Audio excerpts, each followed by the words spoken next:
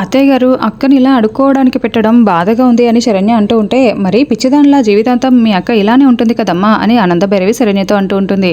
అయినా ఇదేం బాలేదు వదిన గారు, మా అమ్మి మీ ఇంటి కోడలు అడుక్కోవడం ఏంటి, నేను ఇందుకు ఒప్పుకోవట్లేదు అని కాంచన చెప్తూ ఉంటుంది. ఇక ఆనందభైరవి ఫోన్ తీసుకుని రోహిత్కి ఫోన్ చేస్తుంది. రోహిత్ డ్రైవింగ్లో ఉంటాడు. ఏంటి పిన్ని ఫోన్ చేశారు అని రోహిత్ అడుగుతూ ఉంటాడు.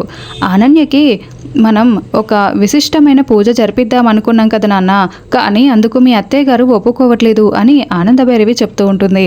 ఒప్పుకోకపోవడానికి ఆవిడెవరు పిన్ని, ఇక్కడ మన కాన్సెప్ట్ ఆ పిచ్చి దానికి పిచ్చి తగ్గించడం అంతే అని రోహిత్ చెప్తూ ఉంటాడు. పిచ్చి వాళ్ళను కాళ్ళు చేతులు కట్టిపడేసి కారులో ఎక్కిస్తారు కదా, అలానైనా దాన్ని కారులో ఎక్కించండి, లేకపోతే దాని జుట్టు పట్టి మరీ పిచ్చిదాన్ని కారులో ఎక్కించి కూర్చోబెట్టి ఆ విశిష్ట పూజ జరిపించండి, నేను వస్తే కనుక తోలు తీసి మరీ చేపిస్తాను అని రోహిత్ స్ట్రాంగ్గా వార్నింగ్ ఇస్తూ ఉంటాడు. సరే నాన్న, మా ప్రయత్నం మేము చేస్తాము అని ఆనందభైరవి ఫోన్ కట్ చేస్తుంది. అర్థమైంది కదా కాంచన, జుట్టు పట్టి కారు ఎక్కించాలా లేకపోతే కాళ్ళు చేతులు కట్టిపడేసా అని ఆనందభైరవి అడుగుతూ ఉంటుంది. వదిన గారు ఏంది ఎట్లా మాట్లాడుతున్నారు, మాకు కాళ్ళు చేతులు బాగానే ఉన్నాయి కదా, మేమే కారెక్కి కూర్చుంటాంలే అని కాంచన చెప్తూ ఉంటుంది. ఇదిగో అమ్మే శరణ్య, ఆ బిందెలు ఇలా ఇవ్వు అని శరణ్య దగ్గర నుండి అడుక్కోవడానికి ఆనందభైరవి తయారు చేసిన చెంబులను కాంచన తీసుకొని అనన్యకు ఒకటి తనొకటి తీసుకుని పదమ్మి పోదాము అని కారు దగ్గరికి వెళ్తూ ఉంటారు. ఇక కాంచన వాళ్ళు గుడికి వెళ్తారు. ఏందమ్మి పంతులు గారు యమబట్టలు మాదిరి రెడీగా ఉన్నారు అని కాంచన చెప్తూ ఉంటుంది.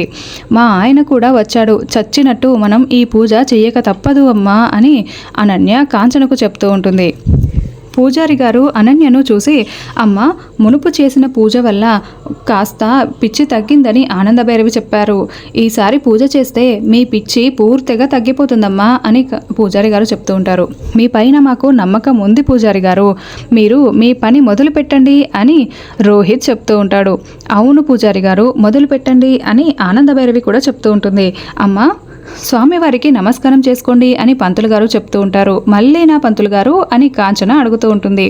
పూజ ఎప్పుడూ కూడా అలానే ఉంటుందమ్మా, ముందు నమస్కారం చేసుకోండి అని పంతులు గారు చెప్తూ ఉంటారు. ఇక కాంచన అనన్య ఇద్దరూ కలిసి దేవుడికి నమస్కారం చేసుకుంటూ ఉంటారు. అమ్మ చేతులు చాపండి అని పూజారి గారు చెప్తూ ఉంటే, అమ్మి ప్రసాదం పెడతారనుకుంటా అని కాంచన అంటూ ఉంటుంది. ఇక అనన్య కాంచన ఇద్దరూ కలిసి చేతులు చాచుతారు. అప్పుడు పంతులు గారు అనన్య కాంచన చేతిలో హారతి కర్పూరం పెడతారు. ఇదేంటి పంతులు గారు, ప్రసాదం పెడతారనుకుంటే కర్పూరం చేతిలో పెట్టారు అని కాంచన అడుగుతూ ఉంటుంది. కర్పూరాన్ని వెలిగిస్తే మీరు మీ చేతితో అమ్మవారికి హారతి ఇవ్వాలమ్మా అని పంతులు గారు చెప్తూ ఉంటారు. పంతులు గారు చేతులు కాలుతాయి కదా అని కాంచన అంటూ ఉంటుంది.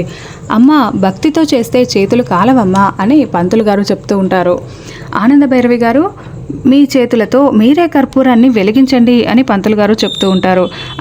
ఐస్ క్రీమ్ వెలగదు కదా అని అనన్య పిచ్చిదానిలాగా నటిస్తూ ఉంటుంది. వెలిగిస్తే ఎక్కడ వెలగాలో అక్కడే వెలుగుతుందిలే అని రోహిత్ చెప్తూ ఉంటాడు. ఇక అనన్య కాంచన చేతిలో ఆనందభైరవి కర్పూరాన్ని వెలిగిస్తుంది.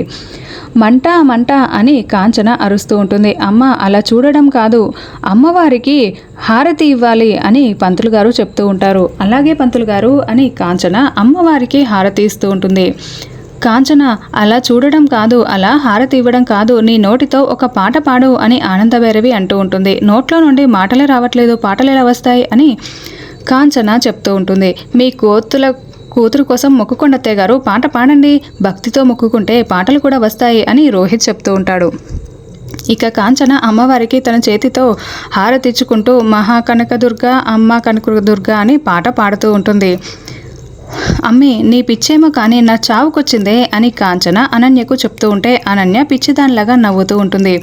ఏందమ్మి చేతులు కాలుతుంటే నవ్వుతున్నావు అని కాంచన అడుగుతూ ఉంటుంది. నవ్వకపోతే నాకు పిచ్చి లేదని అందరికీ అర్థమైపోతుంది, అందుకే నవ్వుతున్నాను అని అనన్య చెప్తూ ఉంటుంది.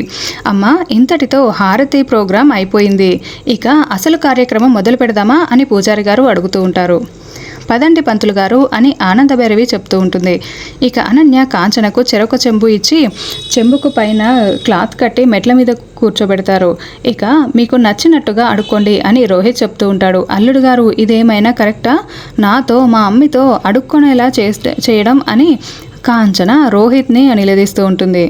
ఇది పూజలో భాగం, నోరు మూసుకొని అడుక్కోండి అని రోహిత్ చెప్తూ ఉంటాడు. అమ్మ ఆనందభైరవి గారు, మీ చేతులతోనే మీ కోడలికి భిక్షం వేయండి అని పంతులు గారు చెప్తూ ఉంటే ఆనందభైరవి భిక్షం తీసుకొని అనన్య దగ్గరికి వెళ్ళి ఫ్యూచర్లో నీ భవిష్యత్తు ఇదే, ఇప్పటి నుండే ప్రాక్టీస్ చేయి అని ఆనందభైరవి అనన్యకు డబ్బులు వేస్తుంది. నాకు డబ్బులు వచ్చాయి అని అనన్య అంటూ ఉంటుంది. కాంచన, నీకు కూడా నేను భిక్ష వేస్తున్నాను, సాయంత్రం కల్లా ఆ చెంబు నింపు, అప్పుడే ఉన్న పాపాలన్నీ కూడా పోతాయంట పంతులు గారు చెప్పారు అని ఆనందభైరవి చెప్తూ ఉంటుంది. ఇక ఆనందభైరవి భిక్ష వేయడం పూర్తవగానే పిన్ని మనం లోపలికి వెళ్దామా అని రోహిత్ చెప్తూ ఉంటాడు. సరే నాన్న అని ఆనందభైరవి అంటూ ఉంటుంది. ఇక మీరు మీ అడుక్కోవడం మొదలు పెట్టండి, మేము లోపల ఉంటాము అని రోహిత్ అంటూ ఉంటాడు. అమ్మి మొదలు పెడదామా అని కాంచన అడుగుతూ ఉంటుంది. ఇక అనన్య కాంచన వైపు కోపంగా చూస్తూ ఉంటే అమ్మి తప్పదమ్మి అని కాంచన చెప్తూ ఉంటుంది. ఇక అనన్య కాంచన ఇద్దరు కలిసి గుడికి వచ్చిన ప్రతి ఒక్కరి దగ్గర అడుక్కుంటూ ఉంటారు. ఇక అప్పుడే అందరూ కూడా కాంచన అనన్యకు డబ్బులు వేస్తూ ఉంటారు. అలా ఇద్దరు కూడా అడుక్కుంటూ ఉంటే అమ్మి బాగానే డబ్బులు గిడుతున్నాయి అని కాంచన అనన్యకు చెప్తూ ఉంటుంది. ఇక కొంతమంది కాళ్ళు చేతులు బాగానే ఉన్నాయి కదా, అడుక్కోవాల్సిన కర్మ ఏంటి, మంచిగా పనులు చేసుకొని బతకొచ్చు కదా అని అంటూ ఉంటారు. అప్పుడు అనన్య, ఏంట్రా భిక్ష వేసి ఏదో మమ్మల్ని సాకుతున్నట్టు మాట్లాడుతున్నావు అని అంటూ ఉంటే వాళ్ళు అక్కడి నుండి వెళ్ళిపోతారు. ఇక అనన్య కాంచన ఇద్దరు కూడా భిక్షాటన చేసి డబ్బులు తీసుకొని పూజారి గారి దగ్గరకు వెళ్తారు. రోహిత్ అనన్య కాంచన అడుక్కున్న బిందెలు పట్టుకొని పర్వాలేదు బాగానే సంపాదించారు మీరిద్దరూ అని అంటూ ఉంటాడు. అందులో ఉన్న డబ్బులు తీసుకొచ్చి అమ్మవారికి సమర్పించండి అని పంతులు గారు చెప్తూ ఉంటారు. ఇక అనన్య కాంచన ఇద్దరు కలిసి గుడిమెట్ల మీద అడుక్కున్న డబ్బులను తీసుకువెళ్ళి అమ్మవారి హుండీలో వేస్తారు. అమ్మవారికి డబ్బులు సమర్పించారు కాబట్టి ఈరోజు ఇంతటితో మీ పూజ పూర్తయిపోయింది, ఇక మీరు ఇంటికి బయలుదేరండి ఆ స్వామివారికి నమస్కారం చేసుకొని అని పూజారి గారు చెప్తూ ఉంటారు. ఇక అనన్య అమ్మవారికి నమస్కారం చేసుకుంటూ ఉంటే ఏంటి పెద్ద కోడలా, ఇప్పటికైనా నీ పిచ్చి తగ్గిందా, లేకపోతే ఇంకా ఇలాంటి పూజలు ఎన్నో జరిపిస్తూ ఉంటాను, రెడీగా ఉండు అని ఆనందభైరవి అనన్యకు వార్నింగ్ ఇస్తూ ఉంటుంది. ఇక మరోవైపు కాంచన అనన్య ఇద్దరు కూడా ఇంటికి వచ్చి హారతి కర్పూరం చేతిలో కాలడం వల్ల మంటతో ఇబ్బంది పడుతూ ఉంటారు. అమ్మి నా చేతి కొంచెం మందు రాయమ్మి అని కాంచన అడుగుతూ ఉంటే అనన్య మందు రాస్తూ ఉంటుంది. అమ్మి చిన్నగా రాయమ్మి మండుతుంది అని కాంచన అంటూ ఉంటుంది. నాకు కూడా మండుతుంది అని అనన్య అంటుంది. అయితే నేను మందు రాస్తా పట్టమ్మి అని కాంచన అనన్యకు మందు రాస్తూ ఉంటే అమ్మ మంట వద్దు అని అనన్య చెప్తూ ఉంటుంది. నీకంటే నేనేమమ్మీ, ఇందాక నువ్వైతే ఇంకా స్పీడ్గా రాసావు, నేనైతే నీ చేతికి మెల్లగా రాస్తున్నాను అని కాంచన చెప్తూ ఉంటుంది. ఇదంతా చూసి ఆనందభైరవి నవ్వుకుంటూ ఉంటుంది. ఇక అప్పుడే ఆనందభైరవి ఫోన్ రింగ్ అవుతూ ఉంటుంది. ఆనందభైరవి ఫోన్ లిఫ్ట్ చేయగానే వదిన గారు, నేను సరోజినీరావుని మాట్లాడుతున్నాను, బాగున్నారా అని అడుగుతూ ఉంటారు. బాగున్నాను, మీరు ఎలా ఉన్నారు అని ఆనందభైరవి అడుగుతుంది. మేం కూడా బాగున్నాము, పిల్లలిద్దరికీ నిశ్చితార్థం పూర్తి చేశాం కదా, మనసు ప్రశాంతంగా ఉంది అని సరోజినీరావు చెప్తూ ఉంటుంది.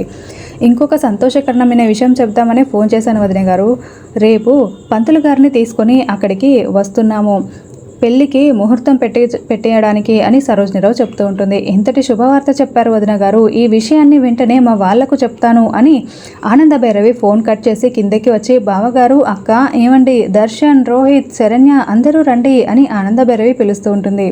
అందరూ కూడా హాల్లోకి వస్తారు. సరోజిని వదిన గారు ఫోన్ చేశారక్క, రేపు పంతులు గారిని తీసుకొని ఇంటికి వస్తారంట, లహరి సత్యల పెళ్లికి ముహూర్తం పెట్టిద్దామన్నారు అని ఆనందభైరవి చెప్తూ ఉంటుంది. అయితే త్వరలోనే మా చిట్టి తల్లి పెళ్లి కూతురు అవుతుందన్నమాట అని కోటేశ్వరరావు అంటూ ఉంటాడు.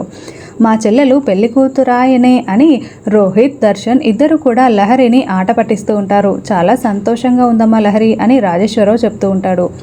ఇక ఇదంతా చూసి కాంచన అనన్య తట్టుకోలేకపోతూ ఉంటారు. అమ్మి రేపు ముహూర్తాలంట, త్వరలోనే పెళ్ళి అని కాంచన చెప్తూ ఉంటే అనన్య ఆలోచిస్తూ ఉంటుంది. ఏంటమ్మి ఆలోచిస్తున్నావు, ఓ క్యాటరింగ్ మంచి వాళ్ళకి ఇస్తారో లేదో అనా, మంచి వాళ్ళకే ఇస్తారులే అని కాంచన చెప్తూ ఉంటుంది. ఎటకారంగా ఉందా ఏంటి, వీడెక్కడ చచ్చాడో ఏంటో అని అనన్య ప్రకాష్కి ఫోన్ చేసి నిశ్చితార్థం రోజు ఏదో పొడి చేస్తాను చించేస్తాను అన్నావు, ఏం చేయలేక తోక ముడుచుకొని కూర్చున్నావు, రేపు పెళ్ళికి ముహూర్తాలు కూడా పెట్టుకుంటున్నారు, త్వరలోనే పెళ్ళి అని అనన్య ప్రకాష్కి చెప్తూ ఉంటుంది. నేను ప్రీ ప్లాన్గానే ఉన్నాను, నువ్వేం కంగారు పడాల్సిన అవసరం లేదు, నా ప్రయత్నం నేను చేస్తాను అని ప్రకాష్ ఫోన్ కట్ చేస్తాడు. ఇంత కాన్ఫిడెన్స్గా చెప్పాడంటే ఖచ్చితంగా ఏదో ఒకటి చేస్తాడులే అని అనన్య మనసులో అనుకుంటూ ఉంటుంది. ఇక మరోవైపు సరోజినీరావు కుటుంబము పంతులు గారిని తీసుకొని ఆనందభైరవి ఇంటికి వస్తారు. అమ్మ, అబ్బాయి అమ్మాయి జాతకాలు బాగా కలిశాయి, అలాగే మీ కుటుంబ వాతావరణం కూడా ఆరోగ్య పరిస్థితి కూడా బాగున్నట్టు అనిపిస్తుంది. ఇక మంచి ముహూర్తం ఎప్పుడో చదువుతాను అని పంతులు గారు చెప్తూ ఉంటారు. ఏందమ్మి అన్నీ అలా సాగిపోతున్నాయి, సంక్రాంతికి వస్తున్న సినిమాలాగా తెగ కంగారు జరిగిపోతుంది, మనం మాత్రం మన జీవితాలు మాత్రం అలానే ఉన్నాయి అని కాంచన చెప్తూ ఉంటుంది.